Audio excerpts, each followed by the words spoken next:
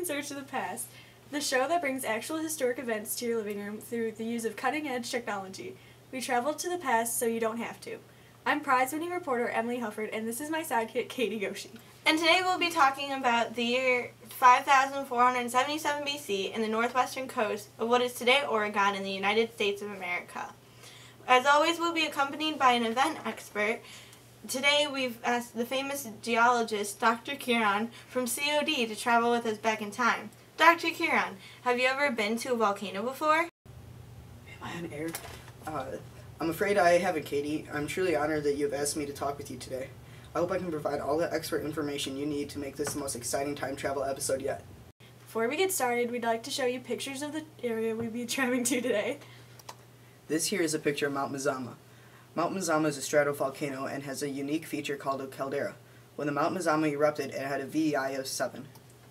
Wow, that's really interesting, Dr. Kieran.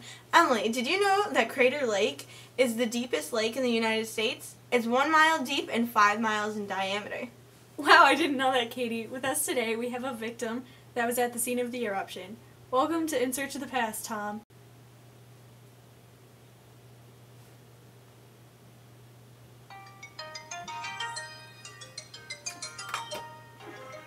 Can you tell us what you saw when the eruption happened, Tom?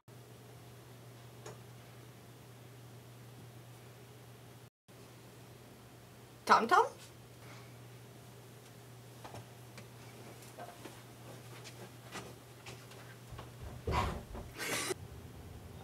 Well, okay then.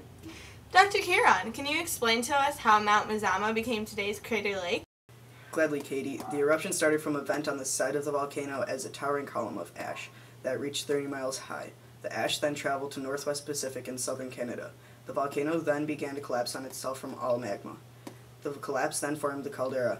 It filled with rainwater and snowmelt, creating a lake. Mount Mazama reduced its size by a mile, 1,200 feet. Fascinating! Wow, that is so interesting that a volcano can just collapse in on itself and create a lake. Of course, anything's possible if you just believe. Dr. Kieran, can you tell us if the volcano will erupt again? Why, certainly. You see, Crater Lake lies in a region where the crust is being stretched, gradually. This could cause earthquakes to produce waves but not enough to create a landslide. The largest explosion that could happen would produce hot, rapid, moving clouds of gas and ash, but not enough to overtop or drain the lake. Were there any eruptions besides the significant one, 7,700 years ago? The last time it erupted was 4,800 years ago when a small lava dome erupted underwater. Well, thank you, Dr. Kieran, for being on In Search of the Past with us today. It's my pleasure. And join us next time on In Search for the Past. Goodbye!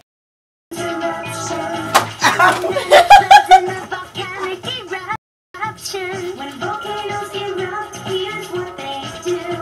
The pressure makes ash and lava spew. Boulders can get through the air. Move back, don't stand still.